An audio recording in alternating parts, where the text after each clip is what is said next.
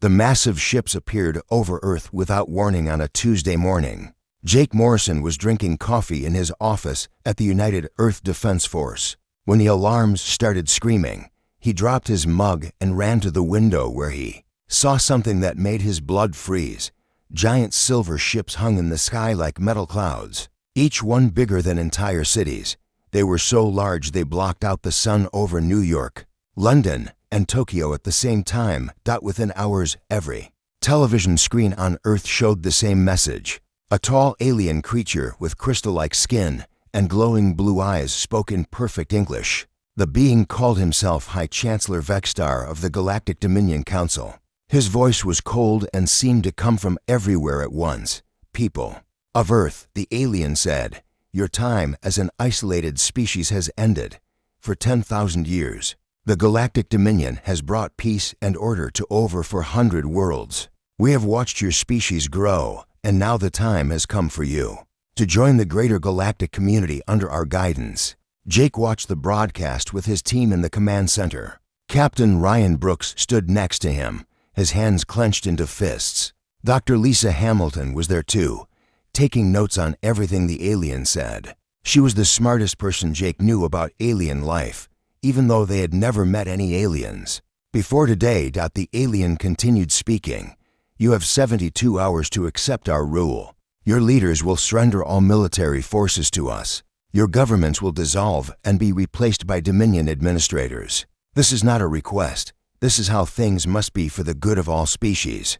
The screen showed images of other worlds that had joined the Dominion. Beautiful cities with strange architecture stretched across alien landscapes. Different species worked together in harmony. Everything looked peaceful and prosperous. The alien explained that every species eventually saw the wisdom of joining them. War and conflict disappeared under Dominion rule. Disease and poverty were eliminated. All species found their place in the greater galactic order. "Those who resist face only destruction," Vexstar said. "We have the power to turn your world into dust. We prefer not to use this power, but we will if you force us to. Choose wisely." The broadcast ended and chaos erupted everywhere. President Helen Carter called emergency meetings with world leaders. Admiral Pete Johnson began mobilizing what little space defense Earth had. Everyone knew their weapons would be useless against ships that size, but they had to try something. Jake received orders to report to the alien flagship for diplomatic talks. He did not want to go, but someone had to represent Earth's military. The alien ship was even more impressive up close. It stretched for miles in every direction and seemed to be made of some kind of living metal. That shifted and changed as he watched. Inside the ship, everything was too big for humans. The corridors were built for beings much taller than people. Strange lights pulsed through the walls like blood through veins. The air felt different, heavier somehow. Jake could hear sounds he could not identify coming from deep within the ship. High Chancellor Vexstar met him in a vast chamber filled with floating displays, showing information about Earth. The alien was even more intimidating in person. His crystal skin reflected the light from the displays, and his eyes seemed to look right through Jake. Other aliens stood around the room, all different species, but all wearing the same kind of uniform. "Commander Morrison," the alien said, somehow knowing his name, "you represent a young species with much potential. Do not let pride destroy what could be a bright future for your people." Jake tried to stay calm. "We need more time to consider. Your offer is not an offer," Vexstar replied. "It is the natural order of things. Every species goes through this moment. Some accept quickly and avoid unnecessary suffering. Others fight and lose everything before accepting the inevitable. The choice is yours, but the outcome is always the same." The alien showed Jake recordings of other species who had resisted. Each one was completely destroyed or enslaved. Their worlds turned into wastelands or prison planets. The message was clear: submit or die. But as Jake watched the recordings, something seemed wrong. The dates did not match up properly. Some of the destroyed worlds appeared in other recordings as thriving Dominion colonies. Dr. Lisa Hamilton had taught him to notice details like this. The aliens were showing him fake evidence. Jake kept his face neutral, but inside his mind was racing. If the aliens were lying about some things, What else might they be lying about? He asked for permission to record the meeting, so Earth's leaders could see the evidence for themselves. Vexstar agreed, confident that the recordings would convince Earth to surrender. As Jake returned to Earth, he knew something the aliens did not expect. Humans were about to surprise them. The recordings contained proof that the Dominion was not as all-powerful as they claimed. Earth would not surrender, Earth would fight, and maybe, just maybe, Earth would win. Jake Morrison worked through the night with Dr. Lisa Hamilton and her team of scientists. They studied every second of the recordings from his meeting with High Chancellor Vexstar. The more they looked, the more lies they found. The dates were wrong on many of the historical records. Some worlds appeared destroyed in one image but thriving in another. The aliens had made mistakes in their fake evidence. Dr. Hamilton pointed at her computer screen, where she had lined up different images.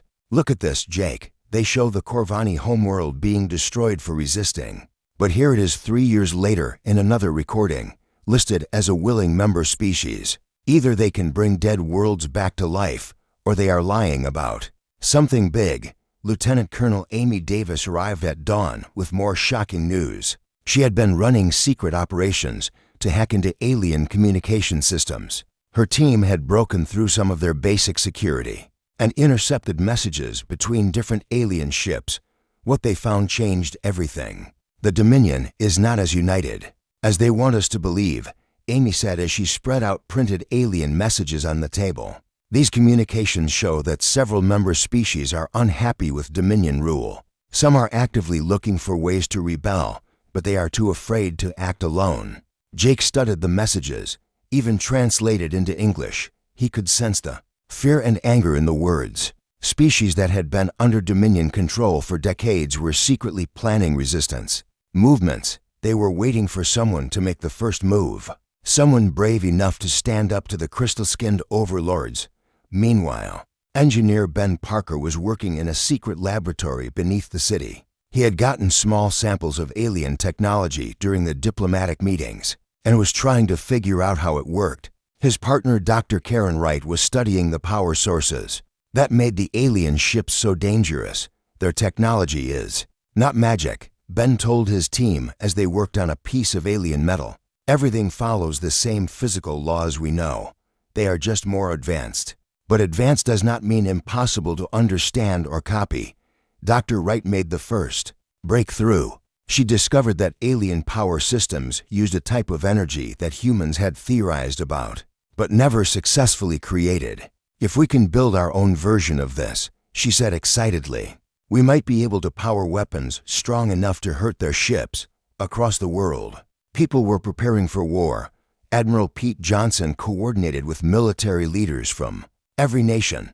They knew their current weapons would not work against alien technology, but they were not going to give up without trying. Underground resistance groups formed in every major city.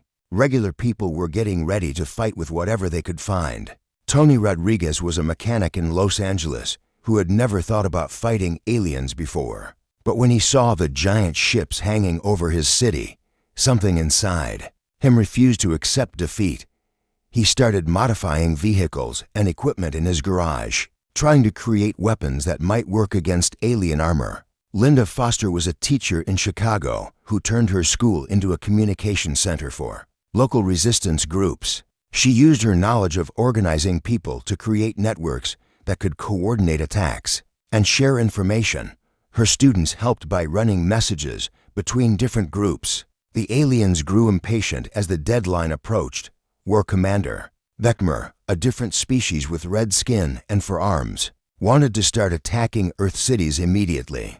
But High Chancellor Vexstar insisted on waiting for the full 72 hours. He was confident that humans would surrender when they realized they had no choice. On the second day, Jake Morrison returned to the alien flagship with new questions. This time he brought Dr. Hamilton with him.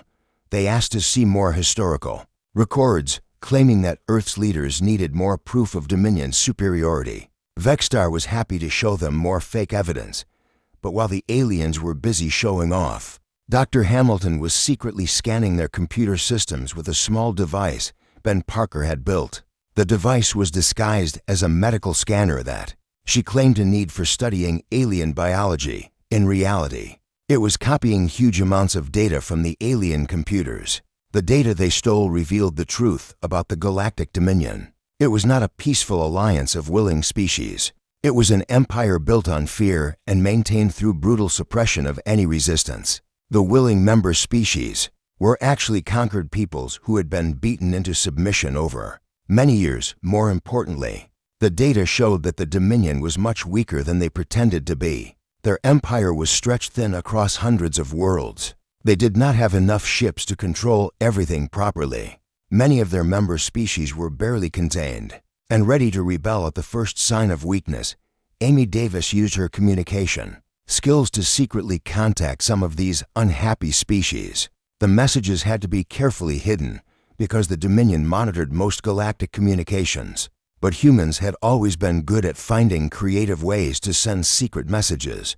The responses surprised everyone. Species across the galaxy were desperate for someone to lead a rebellion against Dominion rule. They had technology and knowledge that could help Earth fight back. All they needed was someone brave enough to make the first move. As the deadline approached, world leaders met in emergency session. President Helen Carter had all the evidence spread out before her. The fake historical records, the proof of internal dissent, the offers of help from oppressed species, and the first working prototypes of human-alien hybrid weapons.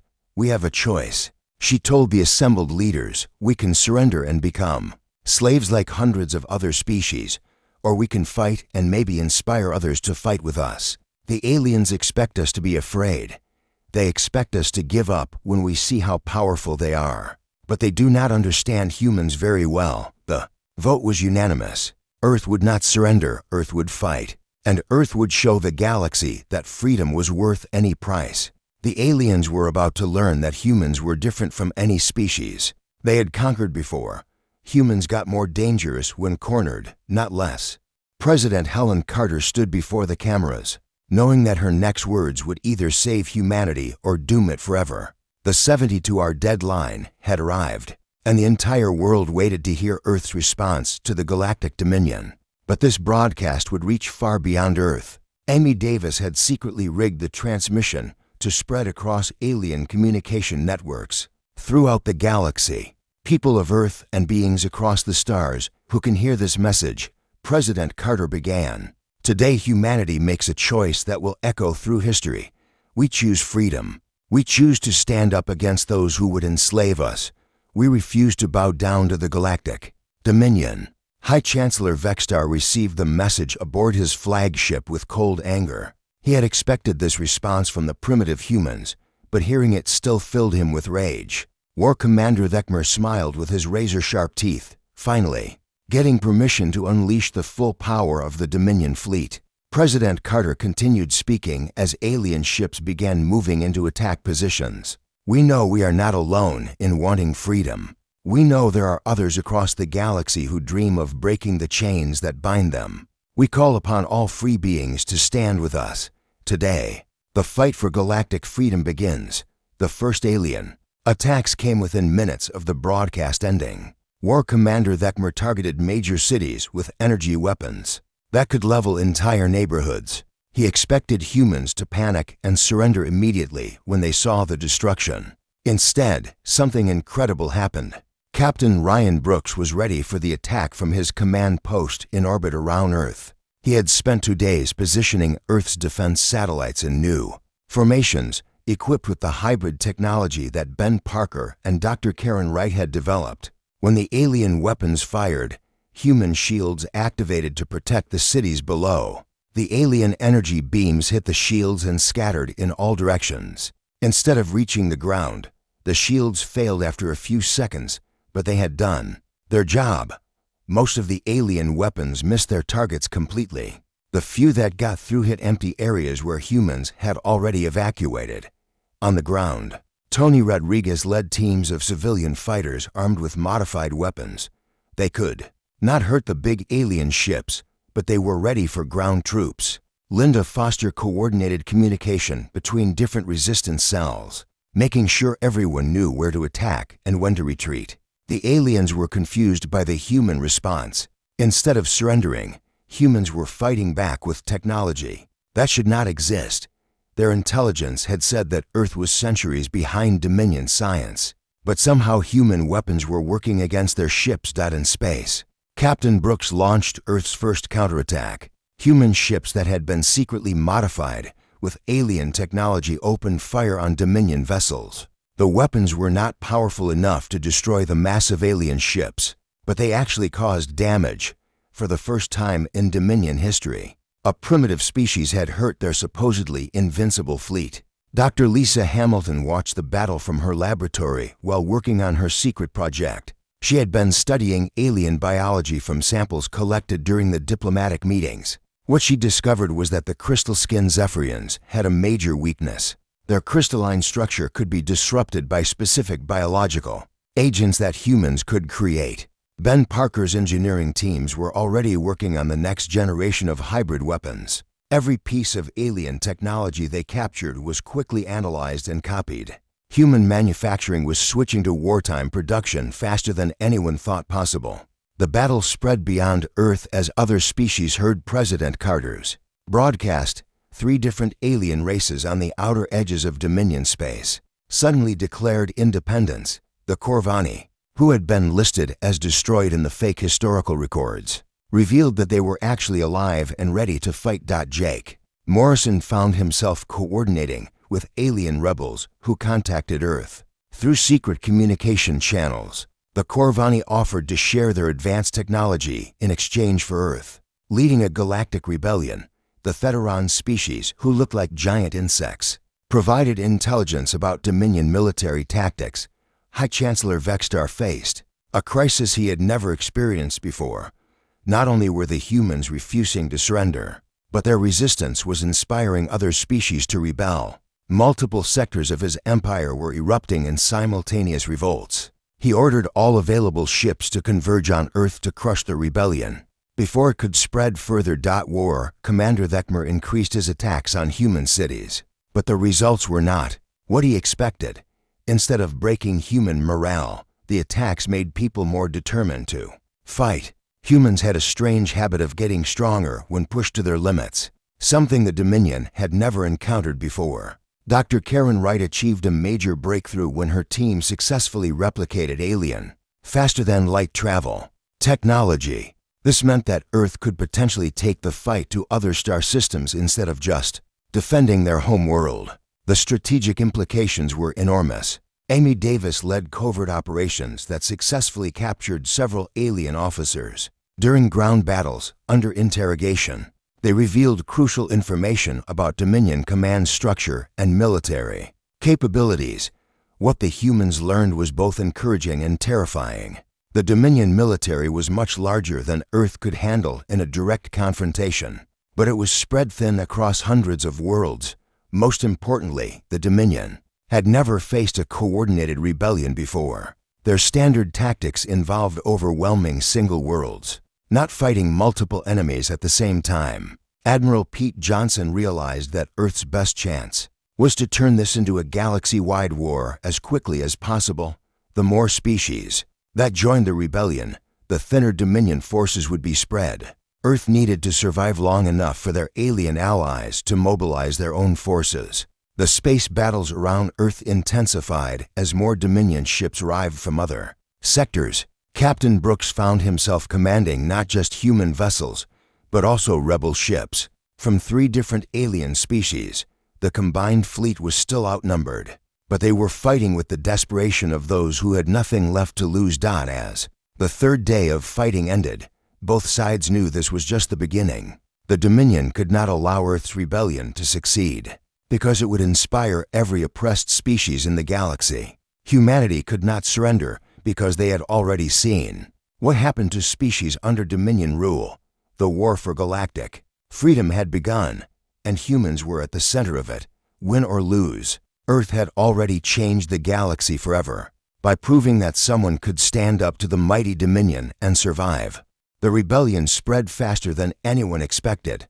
Within a week of President Carter's broadcast, 12 different species across the galaxy had declared independence from the Galactic Dominion. The Corvani homeworld became the first liberated planet when their hidden fleet emerged from underground bases and drove off the Dominion garrison. Jake Morrison found himself at the center of an intergalactic war council. Representatives from rebel species met secretly on a space station hidden in an asteroid field. The Corvani looked almost human except for their silver skin and large black eyes. The Theteron resembled giant praying mantises with incredible intelligence. The third ally, called the Gilix, were energy beings that lived inside mechanical bodies. "Your species has given us something we thought was lost forever," said Commander Cathal of the Corvani fleet. "Hope. For 50 years we have hidden from the Dominion, pretending to be extinct. But when we saw humans refuse to surrender, we remembered what courage looks like." Dr. Lisa Hamilton worked with Corvani scientists to develop new biological weapons specifically designed to target different Dominion species. Her research into alien biology was paying off in ways she had never imagined. The crystalline Zephyrians were vulnerable to certain viruses that could disrupt their cellular structure without harming other species. Captain Ryan Brooks commanded an increasingly diverse fleet as more alien ships joined the rebellion. Human pilots learned to work alongside beings who thought and fought in completely different ways. The Theteron were masters of tactical planning, while the Gilix could interface directly with ship computers to coordinate attacks with perfect timing. Ben Parker's engineering teams worked around the clock to upgrade Earth's defenses with technology provided by their new allies. Corvani energy shields were combined with human adaptive programming to create defensive systems that could adjust to different types of attacks. Theteron manufacturing techniques allowed humans to build weapons and ships faster than ever before. The Dominion response was swift and brutal. High Chancellor Vexstar ordered the complete destruction of 3 rebel worlds. As an example to others, War Commander Thekmer led the attacks personally, turning entire planets into lifeless rocks. The message was clear to anyone thinking about joining the rebellion, but the strategy backfired.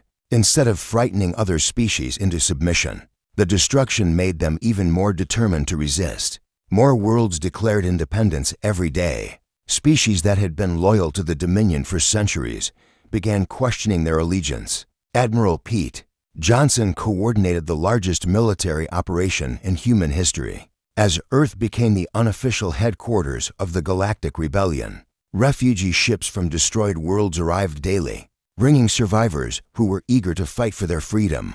The orbital space around Earth filled with vessels from dozens of different species. Dr. Karen Wright made another breakthrough when she successfully combined human quantum physics with Gilix energy manipulation techniques. The result was a new type of weapon that could disrupt the molecular structure of Dominion ships. For the first time, rebel forces had weapons that could destroy Dominion vessels in single hits. Amy Davis expanded her intelligence operations across multiple star systems. With help from Theteron infiltration specialists, they discovered that the Dominion was facing internal problems beyond just the rebellion. Several core member species were questioning whether the Empire was worth maintaining, if it required constant warfare. The war reached a turning point when Jake Morrison led a joint task force to liberate the Corvani manufacturing worlds. These planets had been producing weapons and ships for the Dominion for decades. Capturing them would not only free millions of enslaved Corvani workers, but also provide the rebellion with industrial capacity. The battle for the manufacturing worlds lasted 3 days. Dominion forces fought desperately to hold onto their production facilities, while rebel forces attacked from multiple directions. Human tactics proved especially effective because Dominion commanders had never faced an enemy that used unpredictable strategies. Tony Rodriguez had volunteered to join the Space Forces and found himself commanding a mixed crew of humans and aliens aboard a captured Dominion vessel. His mechanical skills translated perfectly to maintaining alien technology, and his natural leadership helped bridge cultural differences between species. Linda Foster established communication networks that connected rebel cells across the galaxy. Her teaching background made her excellent at helping different species understand each other. Despite language and cultural barriers, information flowed through her networks faster than official Dominion communications. The liberation of the manufacturing worlds succeeded beyond all expectations. Not only did rebel forces capture the facilities, but thousands of Dominion troops surrendered rather than fight to the death. Many of them were from species that had been forced into military service against their will. High Chancellor Vextar faced the greatest crisis in Dominion history. His military advisors warned him that the Empire was losing control of entire sectors. The rebellion had grown from a single world to a coordinated alliance of dozens of species. With significant military capability, War Commander Thekmer advocated for using the Dominion's ultimate weapon, a device that could destroy entire star systems by destabilizing their suns. But other council members warned that such extreme measures might cause even loyal species to turn against them. Dr. Lisa Hamilton's biological weapons proved devastatingly effective in the next series of battles. Dominion forces that relied heavily on Zephyrian troops found themselves unable to function as their soldiers became sick and disoriented. The weapons were designed to be non-lethal but completely incapacitating. Captain Brooks led increasingly bold attacks on Dominion supply lines. With faster-than-light travel technology and hybrid weapons, human-led fleets could strike deep into Dominion territory and escape before reinforcements arrived. Each successful raid encouraged more species to join the rebellion. Ben Parker's latest innovation was a communication system that allowed instant contact across the galaxy without using Dominion networks. This meant rebel forces could coordinate their actions without fear of being monitored by enemy intelligence. The psychological impact of the rebellion was becoming as important as the military victories. For the first time in thousands of years, species across the galaxy believed they could defeat the Dominion. Ancient grievances that had been suppressed for generations began surfacing as more worlds considered independence. Amy Davis captured intelligence indicating that the Dominion was planning a massive counterattack aimed at Earth. Every available ship was being pulled from other sectors to participate in an assault that would either crush the rebellion or leave the Empire vulnerable across dozens of worlds. As the first phase of the Galactic War drew to a close, both sides prepared for the decisive battle. The rebellion had grown far beyond what anyone thought possible, but the Dominion still controlled most of the galaxy's resources and military power. Earth stood at the center of it all, the small blue world that had refused to surrender and inspired a galaxy to fight for freedom. The intelligence Amy Davis captured proved accurate when the largest fleet in Dominion history appeared at the edge of Earth's solar system. High Chancellor Vextar had assembled over 3,000 warships from across the galaxy for what he called the final solution to the human problem. The message was clear to every species watching: this is what happens to those who defy Dominion rule. Jake Morrison stood in the command center, surrounded by military leaders from a dozen different species. The Rebel Alliance had grown to include 43 worlds, but their combined fleet was still outnumbered 5-1.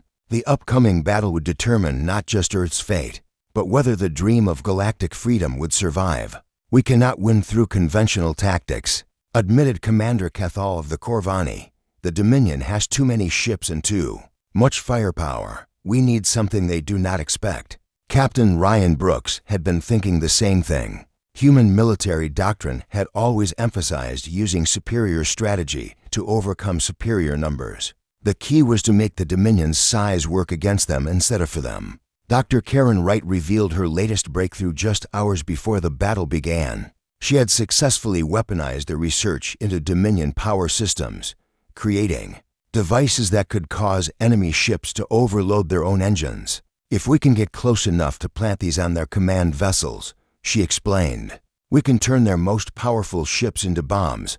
The plan that emerged was incredibly dangerous. Small teams would have to infiltrate the Dominion fleet and sabotage key vessels from within. Meanwhile, the main rebel force would engage in what appeared to be a hopeless frontal assault to keep Dominion attention focused away from the infiltration teams. Amy Davis volunteered to lead the most dangerous mission, infiltrating Vextar's flagship to plant Dr. Wright's sabotage devices directly in the ship's power core. Her team included Tony Rodriguez, whose mechanical skills would be essential for the technical aspects of the mission. Ben Parker had worked for days modifying small ships to be nearly invisible to Dominion sensors.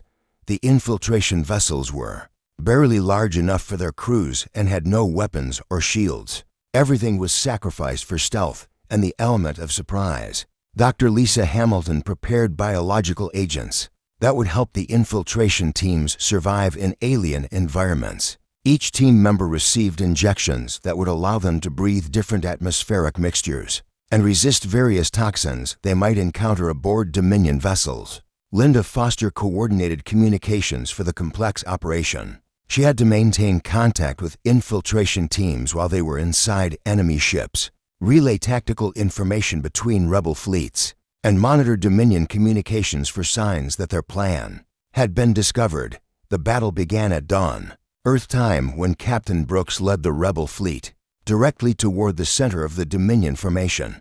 To outside observers, it looked like a desperate suicide attack by forces that knew they were doomed.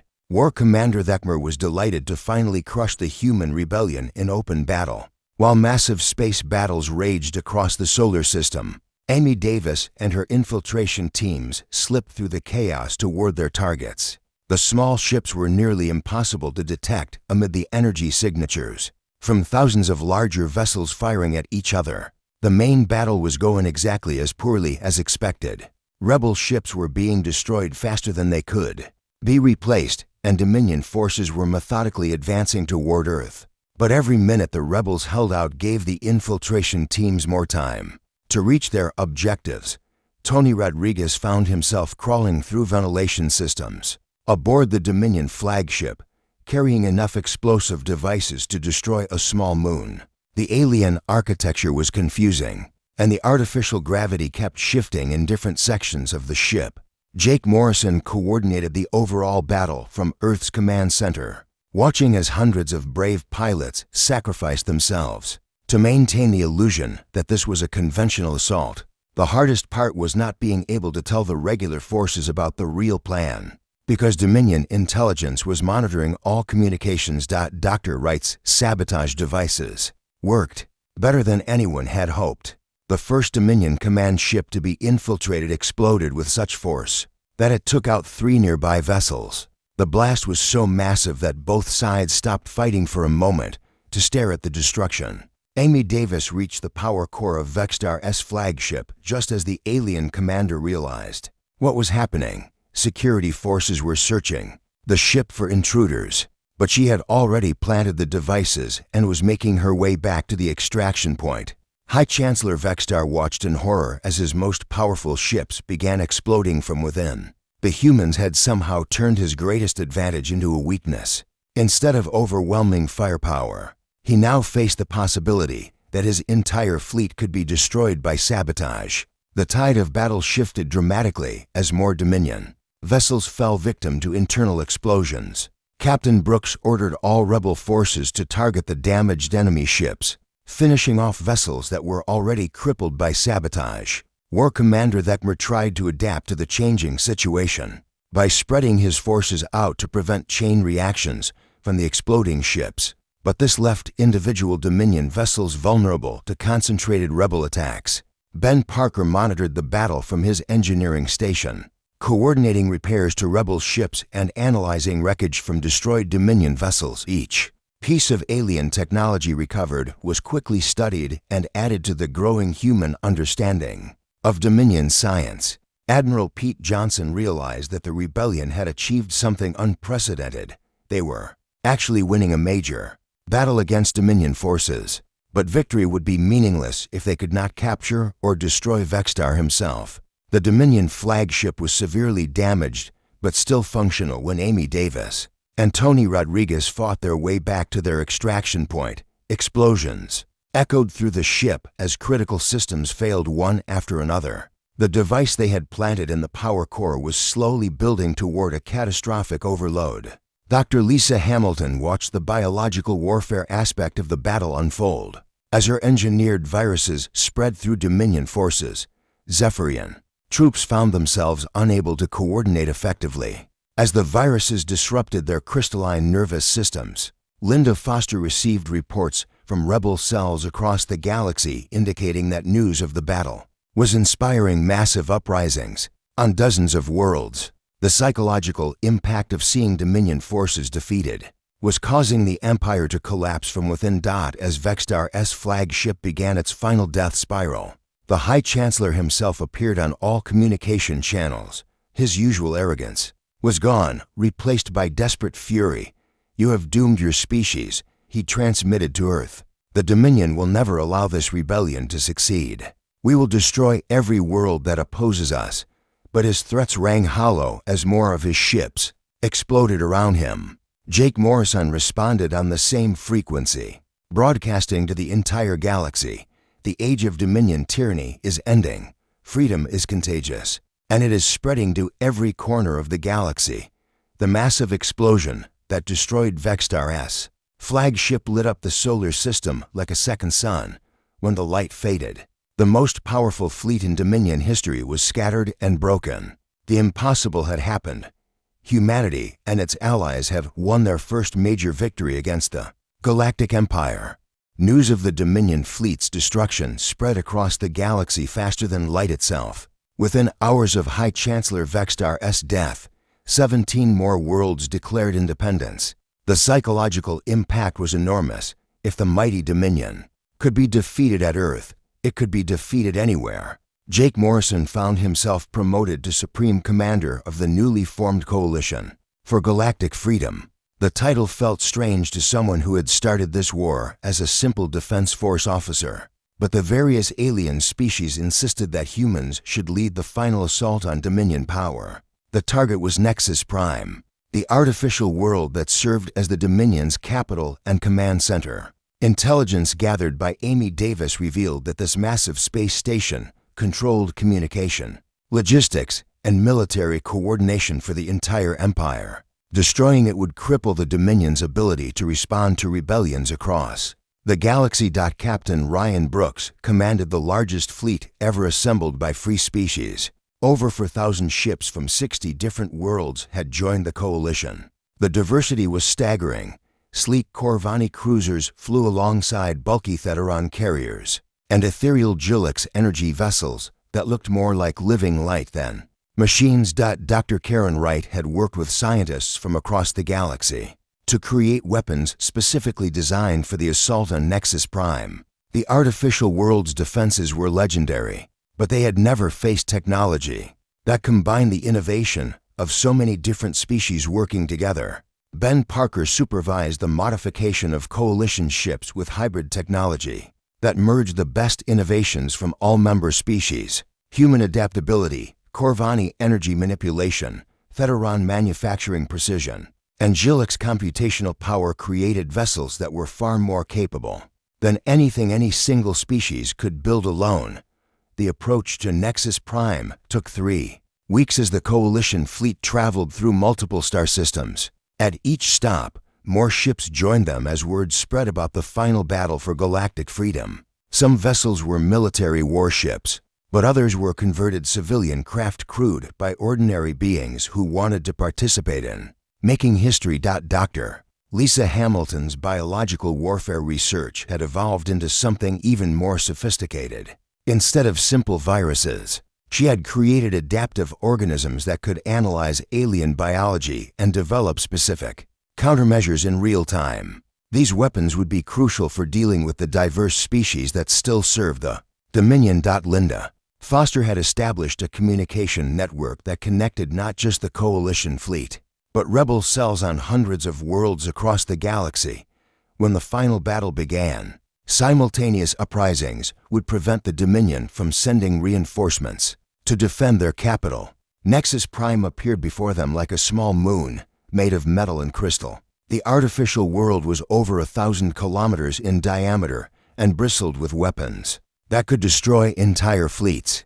Ancient defensive systems that had protected the Dominion capital for millennia powered up as the Coalition fleet approached. War Commander Thekmer had survived the destruction of Vextar's fleet and now commanded the defense of Nexus Prime. He had sworn to die before allowing rebel forces to set foot on the Dominion capital. The defensive fleet he assembled included the most advanced vessels the Empire had ever built. Amy Davis led the first wave of infiltration teams toward the artificial world's surface. Their mission was to disable the massive defensive weapons that could annihilate the Coalition fleet. Tony Rodriguez was with her, carrying equipment designed to interface with and sabotage Dominion technology. The space battle that erupted around Nexus Prime was unlike anything the galaxy had ever seen. Thousands of ships fought in 3 dimensions around the artificial world, while planetary defense systems fired constantly at anything that came within range. The sky around Nexus Prime filled with explosions and energy beams. Jake Morrison coordinated the complex assault from his command ship, trying to manage 60 different species with their own tactical doctrines and communication protocols. The diversity that made the Coalition so powerful also made it incredibly difficult to coordinate in battle. Admiral Pete Johnson had positioned human forces at the center of the Coalition formation, using Earth's ships to relay communications and coordinate attacks between alien vessels that could not communicate directly with each other. Humans had become the glue that held the diverse alliance together. Dr. Wright's weapons proved devastatingly effective against Nexus Prime's defenses. The hybrid technology could adapt 2 different types of shields and armor in real time, finding weaknesses that single-species weapons could not exploit. Dominion defensive systems that had been impregnable for millennia began failing. Under the innovative assault, Ben Parker monitored the battle from a technical perspective, analyzing the performance of Coalition weapons and making real-time adjustments to improve their effectiveness. His teams worked frantically to repair damaged ships and upgrade weapon systems. During brief lulls in the fighting, Amy Davis and her infiltration teams successfully penetrated Nexus Prime's outer hull and began working their way toward the Central Command Complex. The artificial world's interior was a maze of corridors and chambers designed to confuse invaders, but human adaptability proved crucial for navigating the alien architecture. The turning point came when Linda Foster's communication network successfully coordinated simultaneous uprisings on over 300 worlds. Dominion forces that might have been sent to defend Nexus Prime were trapped fighting rebellions on their own planets. War Commander Thekmer made a desperate final gamble by activating Nexus Prime's Doomsday Weapon, a device that could destroy entire star systems by destabilizing stellar cores. If he could not save the Dominion, he would at least ensure that the rebels paid a terrible price for their victory. But Dr. Lisa Hamilton's biological weapons had been working on Dominion personnel. Throughout the battle, the Zephyrian technicians operating the Doomsday device were suffering from neural disruption that affected their ability to think clearly. Critical errors in the activation sequence caused the weapon to malfunction. Tony Rodriguez found himself in the central control room of Nexus Prime, frantically working to prevent the Doomsday device from destroying not just the Coalition fleet, but several nearby star systems. His mechanical intuition, honed by years of working with Earth technology, helped him understand alien systems well enough to sabotage them. Jake Morrison realized that victory was within reach when Dominion resistance began collapsing across multiple fronts. Enemy ships were surrendering rather than fighting to the death, and reports from across the galaxy indicated that the Empire was dissolving. As member species declared independence en masse, Captain Brooks led the final assault on Nexus Prime's command center as Amy Davis and her teams disabled the last of the artificial world's defenses. From within, the combination of external pressure and internal sabotage proved too much for the ancient fortress to withstand. The end came suddenly when War Commander Thekmer was captured alive, and the Dominion's central command computer was destroyed. Without coordination from Nexus Prime, Dominion forces across the galaxy lost the ability to communicate or coordinate their responses to local rebellions. In the aftermath of victory, Jake Morrison stood in the ruins of the Dominion Command Center and broadcast a message across the galaxy. His words were simple but carried the weight of history. The age of galactic tyranny is over. Today begins the age of galactic freedom. President Helen Carter arrived from Earth to participate in the founding ceremony of the Galactic Republic. The new government would be based on principles of voluntary cooperation and mutual respect between species, with Earth serving as the neutral meeting place for representatives from hundreds of worlds. The transformation was remarkable. Within months, species that had been enemies for centuries were working together on projects that benefited everyone.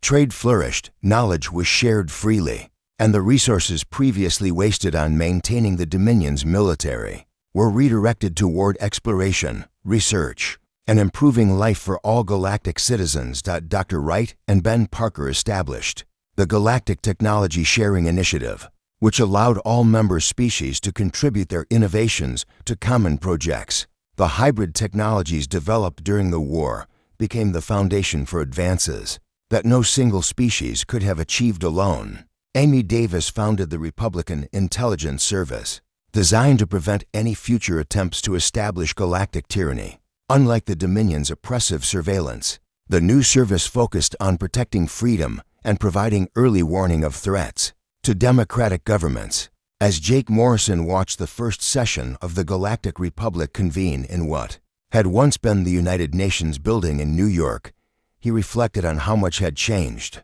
Humanity had refused to surrender when faced with impossible odds, and that refusal had inspired an entire galaxy to fight for freedom. The day humans refused galactic rule had become the day the galaxy chose to rule itself.